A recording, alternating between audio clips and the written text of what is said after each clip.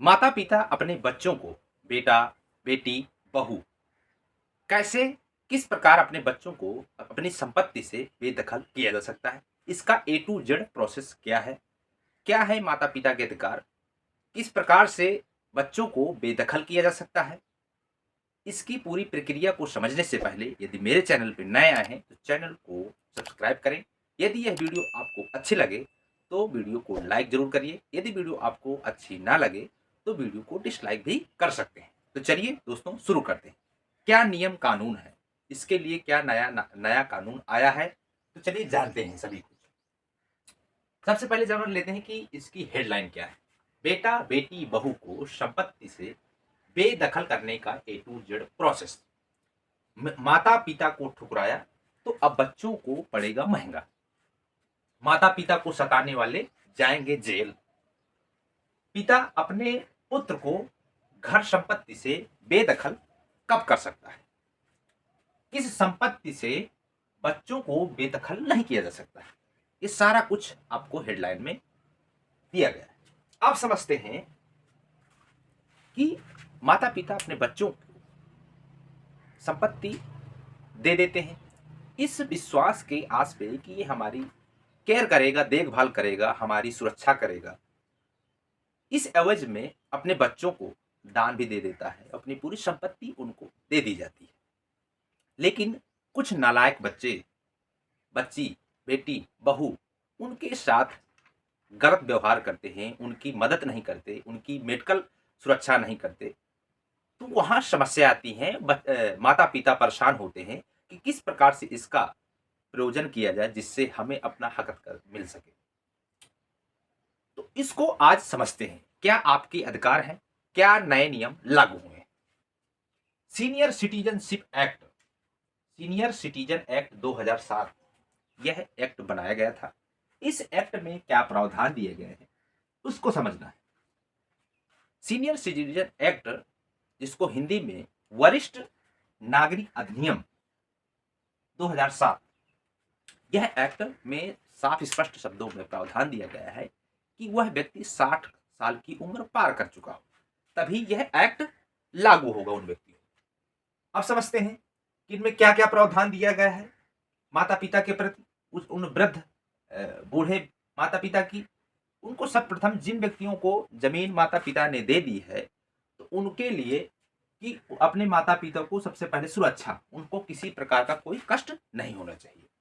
Number दूसरा, गुजारा भत्ता उनको देना चाहिए, यानी कि उनको खाने पीने की व्यवस्था पूरी तल्लीन होना चाहिए, उनको किसी प्रकार की कोई दिक्कत नहीं हो, यानी कि दो नंबर में गुजारा भत्ता भी जरूरत है।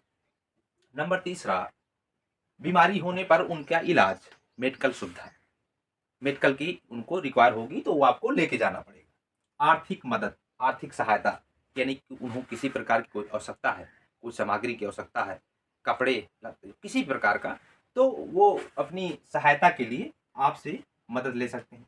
यानी ये प्रावधान किया गया है कि यदि वो 60 साल की उम्र पार कर चुके हैं माता पिता, तो उनके साथ जो बच्चे उनकी संपत्ति ले रहे हैं उनका दायित्व धर्म बनता है।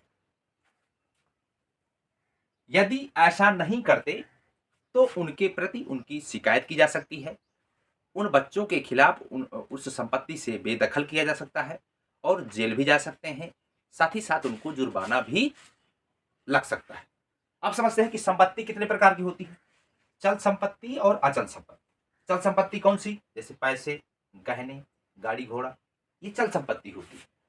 जैसे अचल संपत्ति जो प्रॉपर्टी है, आपके घर है, जमीन है, ये अचल संपत्ति होती है। ये कहीं किसी प्रकार का कोई हलचल नहीं होता, इनमें मूवमेंट नहीं होता है, उनको अचल संपत्ति कहते हैं। माता पिता जब मतलब अपने बच्चों को दे देते हैं, जमीन दे देते हैं। अभी हाल ही में अभी सिस्टम चल रहा था, दान में 5,000 का स्टाम्प लगता था, अपनी प्रॉपर्टी अपने बच्चों के नाम हो जाती रही। तो ये बहुत सारे ऐसे नियम लागू हुए जिससे अपने विश्वास में कि चलिए अपने बच्चा है, अपना ही बच्चा है, उसको दे दिया जाए। लेकिन कुछ लोग ऐसे नालायक हैं कि उस संपत्ति को बेच करके अपने बच्चों को अपने माता पिता को भूखे रहने पड़ते हैं। तो ये सब सारी चीज़ें, ये ऐसा ना हो इसलिए आपको ये कानून की जानकारी होना ज़रूरी है। अभी हाल ही में बॉम्बे हाई कोर्ट का अभी अभी आया है कि माता पिता ने अपने बच्चों को अपना घर दे दिया, उनको रजिस्ट्री करा दिया, लेकिन उसकी बहू और बेटे ने उस घर से माँ बाप को निकाल दिया गया। तो उन्होंने हाई कोर्ट का दरवाजा खटखटाया, अपनी समस्या रखी, अपनी बात बताई कि ऐसा ऐसा हमने अपने बच्चों को दे दिया था, लेकिन बच्चे ने हमको भगा दिया कि यहाँ से अब हटिए, आपका कोई काम नहीं, हमारे पास रजिस्ट्रेशन है और हम इस संपत्ति के मालिक हैं, आप संपत्ति के मालिक नहीं। लेकिन वहां क्या हुआ कि उस संपत्ति को वापस बच्चों को वापस अपने माँ बाप को देना पड़ा। तो ये जजमेंट आया है। अब समझते हैं कि माता पिता के अधिकार में किस प्रकार से कहाँ शिकायत कर सकते हैं जिससे उनकी मदद हो। सबसे प्रथम तो अपने नज़दीकी पुलिस स्टेशन पर यानी पुलिस प्रशासन के पास जाकर के वहाँ आप शिकायत कर सकते हैं। वहाँ शिकायत करेंगे तो आकर के उनके खिलाफ कार्रवाई हो जाएगी। यदि वहाँ भी नहीं होती है तो आप एसडीएम के पास जाकर के भी शिकायत करते हैं, यानी कि उप जिला मजिस्ट्रेट के पास जाकर के वह वहाँ पे सर्वप्रथम वो जांच करेंगे। जांच होने के बाद जो है जेल हो सकती है और जेल जाएंगे या फिर उनको जुर्माना भी लगेगा। तो इस प्रकार से आप एसडीएम के पास जाकर के भी अपनी चीजें कर सकते हैं। तो इस प्रकार से आप कर सकते हैं। साथ ही साथ यदि आप बेदखली का आप कार्य करना चाहते हैं, अपने बच्चों को अपनी जमीन देना ही नहीं चाहते हैं, तो आप किसी भी व्यक्ति को वसीयत करा सकते हैं, वहां से हट जाएगा। दूसरे नंबर पेपर में भी आप लिखा करके उसको दे सकते हैं कि पेपर में जो दैनिक पेपर होते हैं, आप टीवी में दैनिक समाचार पत्रों में वहां पे जा करके पेपर में अपना आउट करा सकते हैं कि इस बच्चे से मेरा कोई भी रिश्ता नहीं है, मैं इस बच्चे को अपनी जमीन से बेदखल करना चाहता हूं। तो वहां कर सकते हैं। साथ ही साथ कोर्ट में अपना मुकदमा भी कायम कर सकते हैं। बहुत सारी प्रक्रिया है, तो अपने नजदीकी वकील के माध्यम से वहां आप सहायता ले सकते हैं और यह प्रक्रिया पूरी हो जाएगी।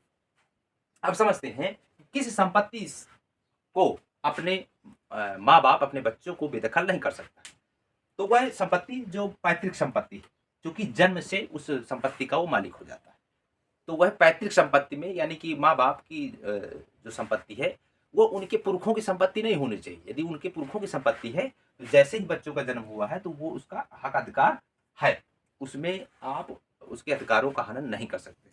तो इस प्रकार से हमने आपको यह छोटी सी जानकारी आपको बताने की कोशिश की है।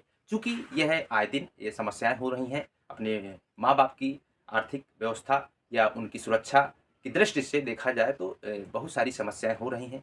उनकी मेडिकल की सुविधा नहीं हो रही है, कहीं लड़ाई झगड़ा हो रहा है।